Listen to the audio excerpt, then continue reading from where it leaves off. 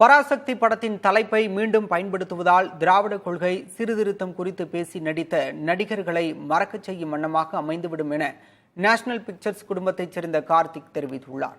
புதிய தலைமுறைக்கு அவர் அளித்த பிரத்யேக பேட்டியில் இதனை தெரிவித்துள்ளார். பராசக்தி என்றது நடிகர் திலகத்திற்கு முதல் படம். கலைஞர் கருணாநிதி அனல் பறக்கும் வசனத்தில் வெளிவந்த தமிழ் படம். அது திராவிட கொள்கைகளையும் பெரியார் கொள்கைகளையும் சீர்திருத்த கொள்கைகளையும் உள்ளடக்கிய ஒரு வெற்றி படம்.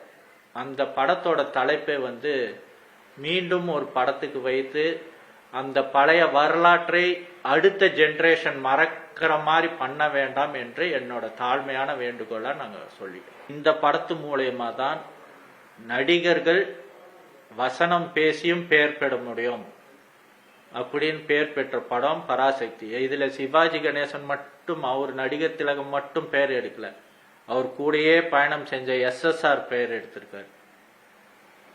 அவரும் லட்சிய நடிகர்னு பேர் எடுத்திருக்காரு. அவருக்கும் பராசக்தி தான் ஃபர்ஸ்ட் படம்.